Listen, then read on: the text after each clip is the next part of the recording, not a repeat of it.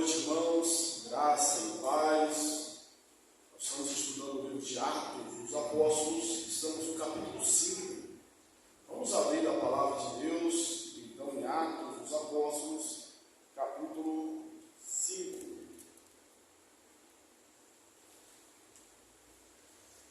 Nós vamos ler até o versículo de número 11, que fala sobre o caso de Ananias e Safira.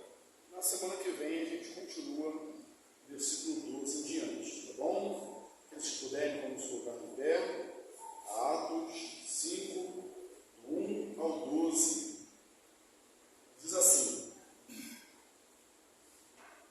Entretanto, certo homem, chamado Ananias, com sua mulher Safira, vendeu uma propriedade, mas em acordo com sua mulher, reteve parte do preço. Levando o restante, depositou aos pés dos apóstolos. Então disse Pedro: Ananias, por que encheu Satanás o teu coração, para que mentisses ao Espírito Santo, reservando parte do valor do campo? Conservando, porventura, não seria teu? E vendido, não estaria em teu poder? Como, pois, assentaste no seu coração este desígnio? Não mentiste aos homens, mas a Deus. Ouvindo essas palavras, Ananias caiu e expirou, sobrevindo grande temor a todos os ouvintes. Levantando-se os moços, cobriram-lhe o corpo, levando-o, o sepultaram. Quase 3 horas depois, entrou a mulher de Ananias, não sabendo o que ocorrera. Então, Pedro, dirigindo-se a ela, perguntou-lhe: Diz-me, vendeste, portanto, aquela terra? Ela respondeu: Sim, portanto. Tornou-lhe Pedro: Por que entraste em acordo para tentar o Espírito Santo, o Espírito do Senhor? Eis aí a porta, os pés do que sepultaram teu marido, e eles te levarão também. No mesmo instante, caiu ela aos pés de Pedro e expirou.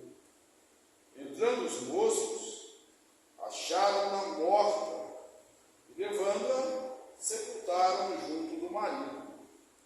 E sobreveio grande temor a toda a igreja, a todos quanto ouviram a notícia destes acontecimentos. Amém? Amém. Esse texto, irmãos, é assim, os textos bem assombrosos, digamos assim, que causam temor logo nas páginas do Novo Testamento. Lembrando que já é um período de graça, época, era da graça, como alguns costumam chamar, mas aqui nós temos um caso severo de disciplina, onde Ananias e Safira morrem, digamos, instantaneamente, por causa de uma falta, por causa de um pecado, por causa de uma mentira. Só para relembrar, o capítulo anterior, o término do capítulo anterior, a gente viu aquele discurso de Pedro, e no finalzinho do capítulo, de número 4, a gente viu uma ação de Barnabé. Barnabé, filho da Consolação, natural de Chipre, um levita, ele tem uma propriedade, ele a vendeu. E até que a gente pode abrir um parêntese e perguntar, lembrando do Antigo Testamento, os levitas, eles não tinham propriedade, você lembra disso? Os levitas não receberam posses, não receberam terras, mas Barnabé Barnabé, levita, tinha um terreno, natural de Chipre, tinha um terreno. Os estudiosos respondem da seguinte maneira: talvez a primeira possibilidade é que, como estava em Chipre, fora ali de Israel, fugia-se dessa lei. A outra é que depois do retorno de Judá do cativeiro, não havia mais essa divisão de tribos, mesmo porque as tribos, as 10 tribos foram praticamente extintas no cativeiro babilônico. E a outra possibilidade é que a propriedade fosse da esposa de Barnabé.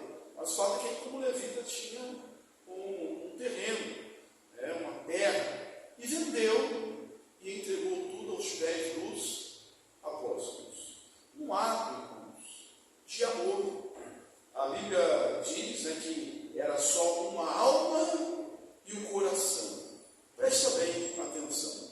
Essa é a essência. Eles tinham tudo em comum, era uma só. A alma e o coração. A essência, a motivação. Lá em Atos 4, que narra o Pentecostes, o que a gente teve ali? O Pentecostes é uma festa judaica, uma das 3 grandes festas. Jerusalém estava abarrotada de gente, de todos os cantos, de todos os lugares. Quando tem ali o dom de línguas, eles falam: olha, nós somos das regiões tais e tais, gregos, romanos, etc.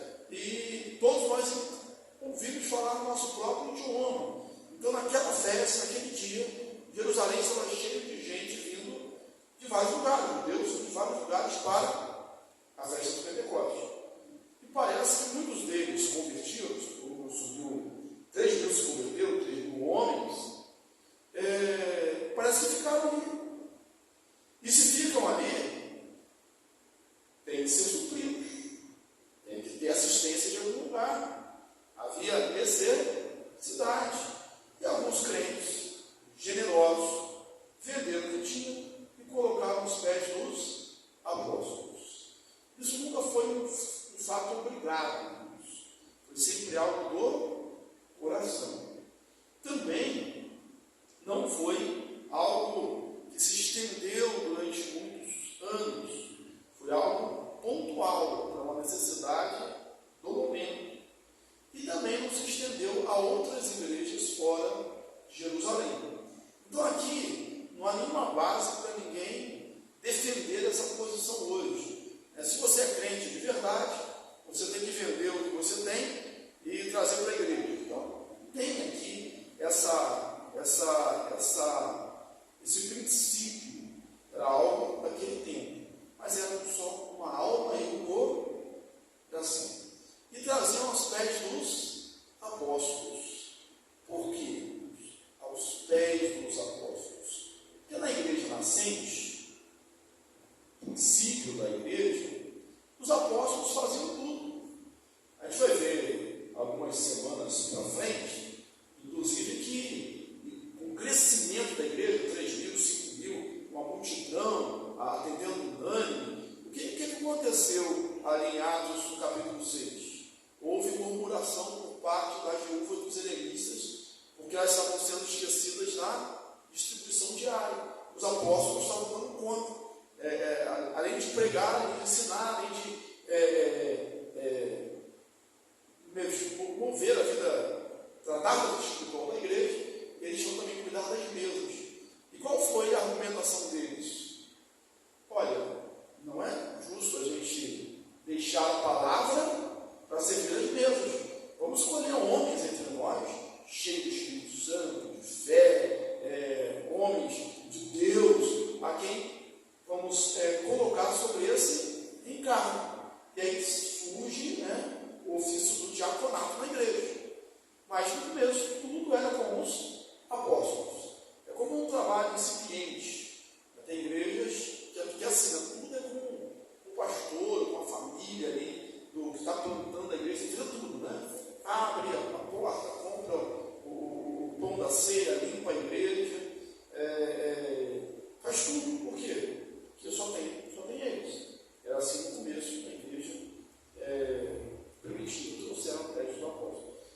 um ato de grande generosidade de Barnabé. E apresenta Barnabé, porque Barnabé vai ter um lugar, uma posição importante na igreja. Estou relembrando aqui o final do capítulo 4, quando Barnabé vende a propriedade e entrega os primeiros apóstolos. Barnabé depois vai ser o companheiro de Paulo, né? E depois vai ter um problema de Paulo e Barnabé, mas ele vai estar sempre fazendo viagens missionárias no livro de Atos dos Apóstolos. A gente vê a apresentação de Barnabé. Mas, nesse período, tudo estava a mil maravilhas. Mil maravilhas, mas tinha perseguição, né? Os apóstolos tinham sido presos, mas mil maravilhas no seguinte sentido: era uma só alma, um só coração, eles estavam sempre no templo, a igreja, digamos assim, espiritualmente, estava bem, havia milagres, prodígios, havia alegria, estava bem. E aqui a gente vê o primeiro pecado público, pelo menos, se tornou-se público da igreja. Primeiro, não o último. As páginas do Testamento vão falar, e hoje nós somos testemunhos de tantos outros, né, que continuam ocorrendo. Surgiu esse primeiro pecado. Qual foi a motivação? Quem era Ananias, Safira, principalmente judeus, pelo nome deles? O que os motivou a fazer isso? A gente não tem todas as respostas, mas podemos ter inferências bem precisas pela palavra do apóstolo Pedro, e pelo contexto do que estava acontecendo. Barnabé tinha vendido tudo, entregado ao pé dos apóstolos. Outros crentes faziam a mesma coisa. E existiam alguns pecados, acho que uns dois aqui devem ter acontecido com Ananias e Safira. A avareza e a cobiça. Avareza e cobiça. Na cobiça eu coloco aqui o desejo de aparecer, né, de tomar o lugar do outro, ter o poder, ter a fama. Porque até hoje, se você pensar bem, é isso que move, não é o ideal, não estou falando que é o ideal, mas ainda é o que move a sociedade. Não só o nosso país. Uma sociedade que não está sede de poder e dinheiro. A pessoa quer ter dinheiro e quer ter poder. Pode ser poder político, pode ser estar à frente de uma empresa, de sentir-se importante. Sentir-se importante. Até o poder de você ser uma influência nas mídias digitais, onde ter poder, ter uma influência.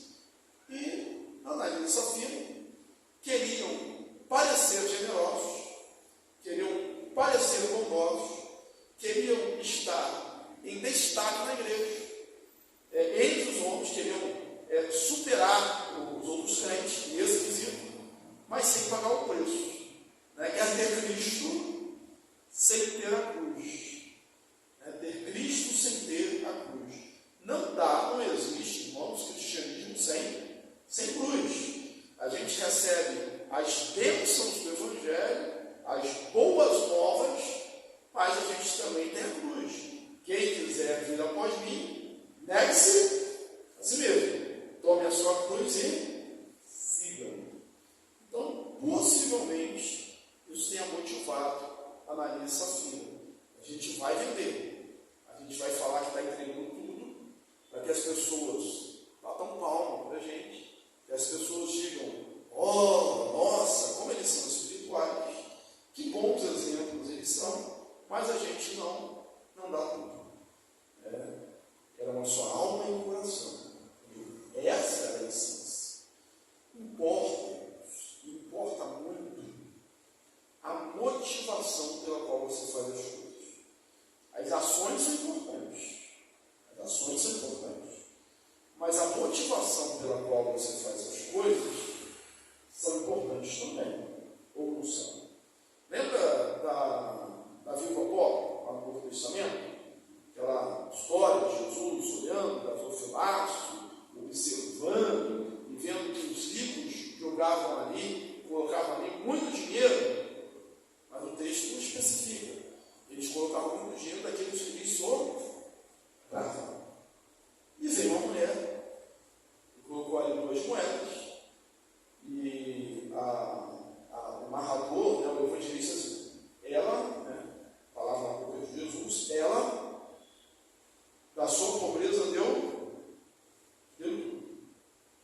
Observe aí a essência. O dinheiro é importante.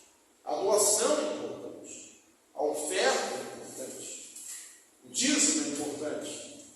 Mas a intenção do coração é mais importante na motivação. É se você contribui, se você oferta. Inclusive, há uma passagem a Paulo aos Coríntios que diz isso. Cada um contribua conforme o proposto no coração. Não por obrigação, né? Mas com alegria, porque Deus ama quem dá com alegria. Ou motivação, a alegria.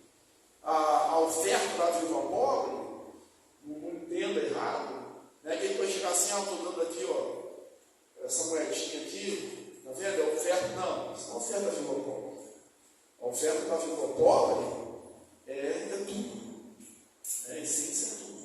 Lembro a história do irmão que entregou um cheque para o pastor, um grande empresário, aí entregou, botou lá a oferta da viúva pobre, pastor.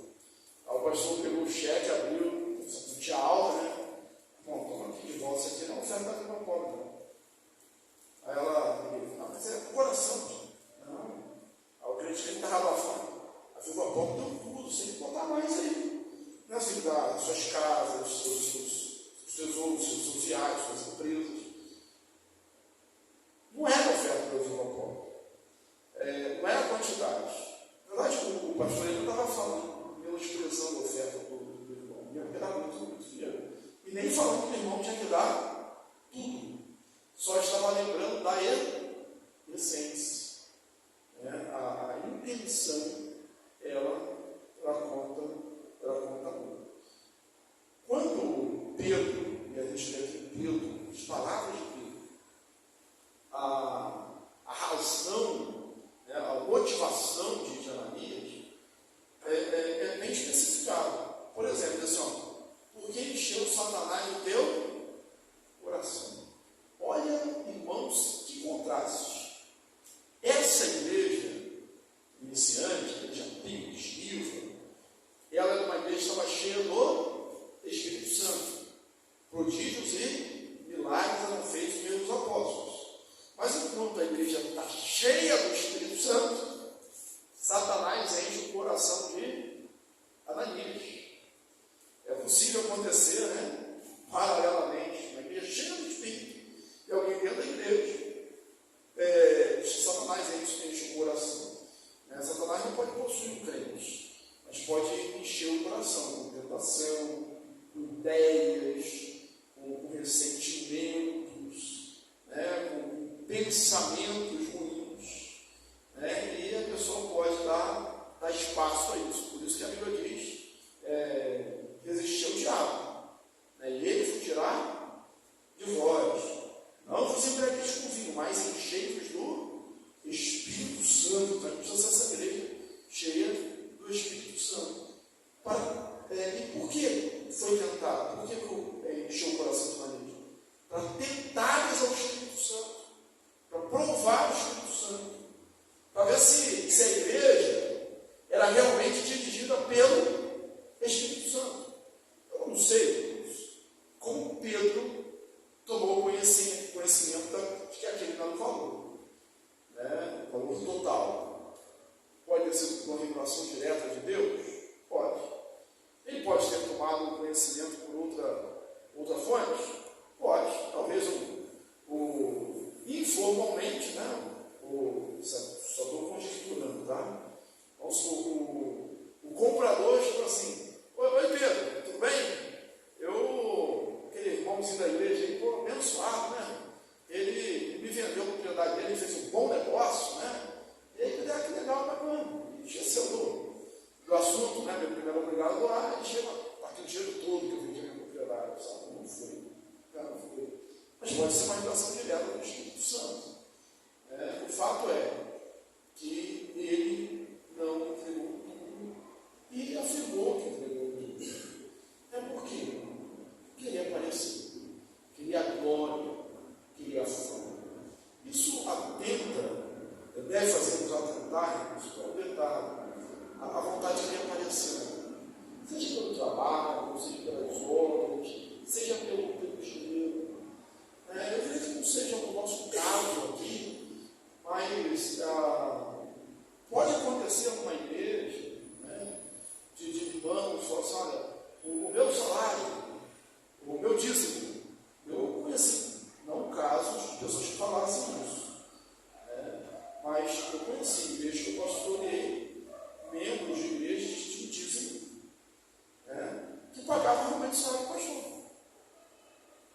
Só o dízimo do irmão pagava o salário do pastor. A gente não tem, né? A gente tem essa situação. Né? Bom que tivesse, né? Um dia tem, né? No caso lá, né, nesse caso específico, ensinando, a pessoa era super humilde, crente, não fazia. Bem dedicado. Aí abençoado por Deus. Mas imagina a situação das pessoas chegando assim, no conselho, irmãos, eu não sou nem presbítero não, mas é o seguinte, vocês mexem nesse negócio aí, se não, já sabe, né?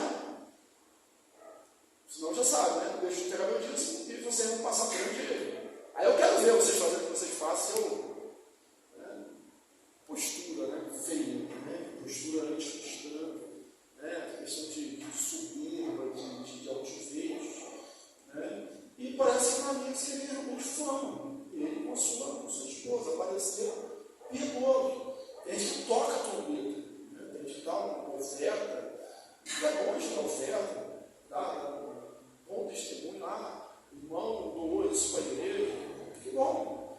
Mas a gente não deve tocar trombeta diante de nós, não deve ser os nossos lábios que louvam, deve ser outros, né? E a glória deve ser sempre de Deus. E olha o que Pedro diz, o apóstolo Pedro veio. A propriedade era sua?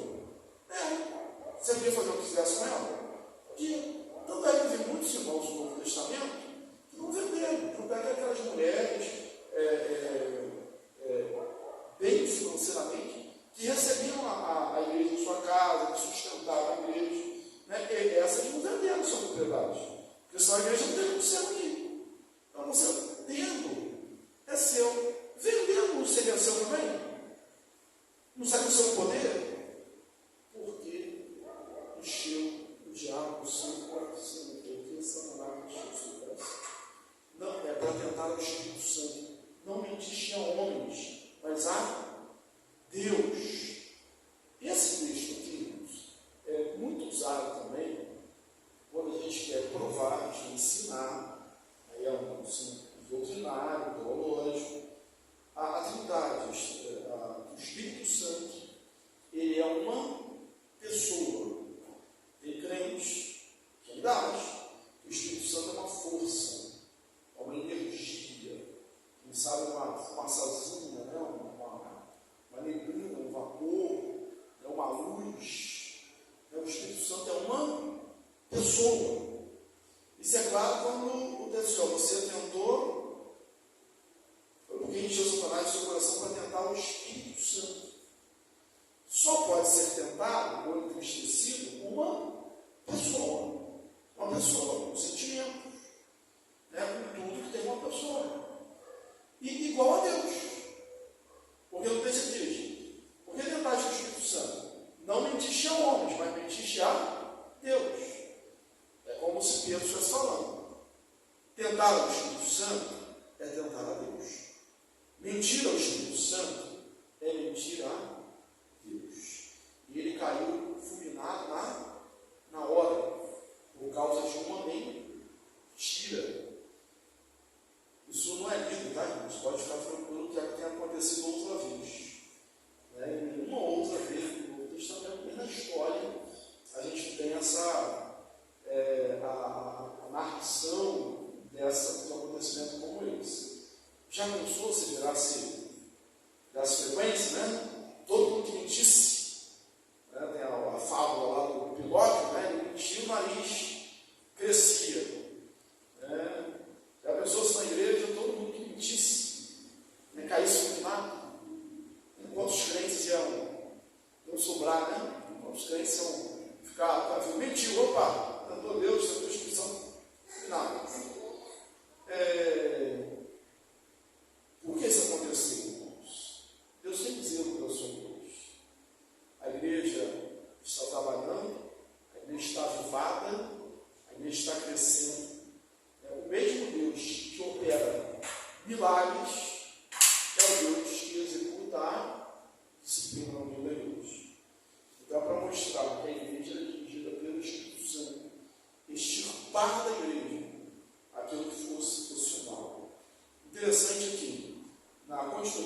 igreja assim, e ninguém, os outros, né, os crentes eram crentes. Você questiona, será que na lista eram crentes mesmo? Eram apenas hipócritas, a gente queria se passar por crente, por algum motivo. Mas fala que dos outros, ninguém ousava, ou se atrevia a se juntar a eles, ninguém queria muito feio. Mas sobre a igreja veio o grande temor. Destaca aí que aqui é a primeira vez que aparece no Novo Testamento, no Atos, a palavra aí, igreja, mostrando já o seu crescimento e a sua distinção do judaísmo. Aqui, a igreja. E muitos sinais eram feitos por meio dos apóstolos. E a igreja continuava crescendo.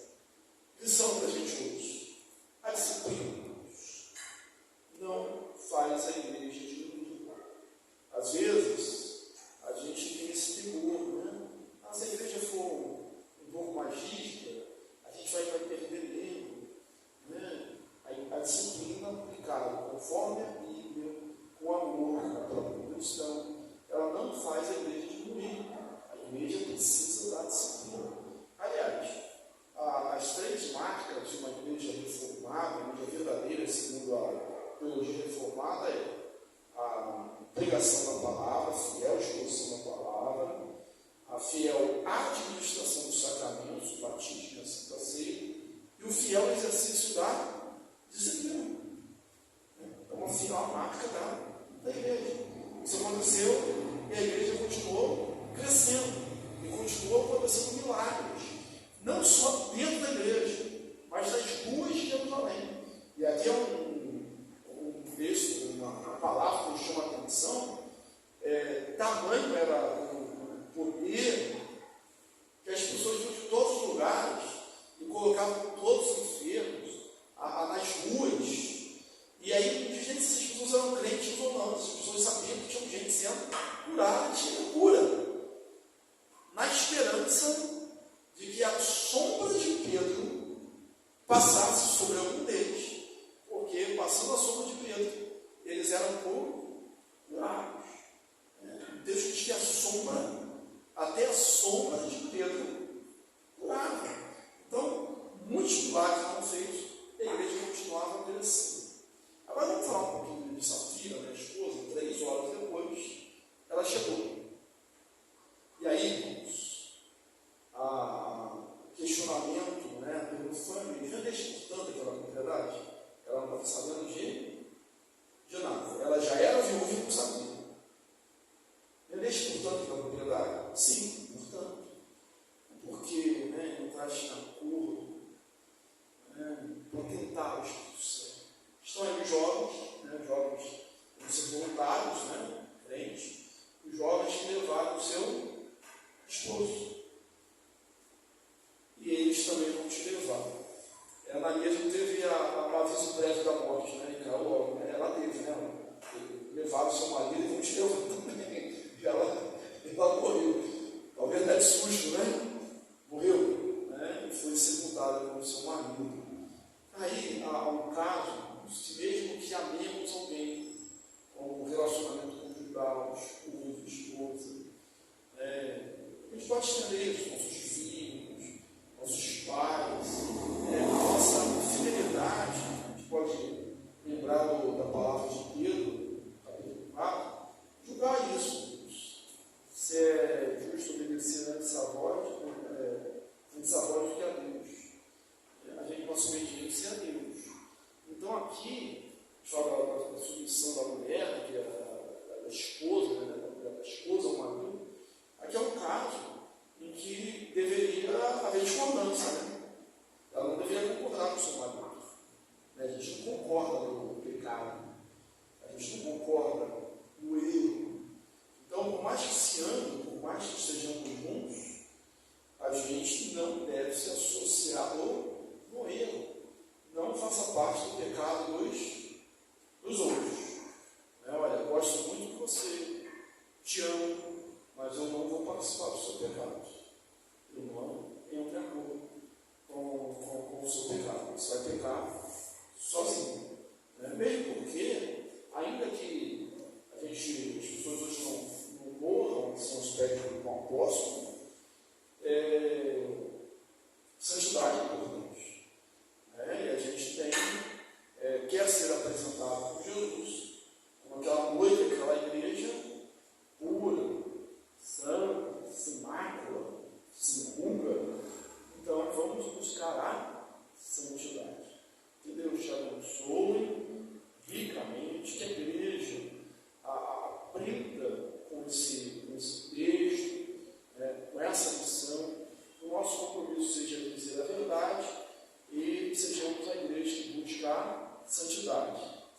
buscai-vos hoje, né? Diz ao texto Josué, porque amanhã fará o Senhor maravilhas no meio de nós. Amém?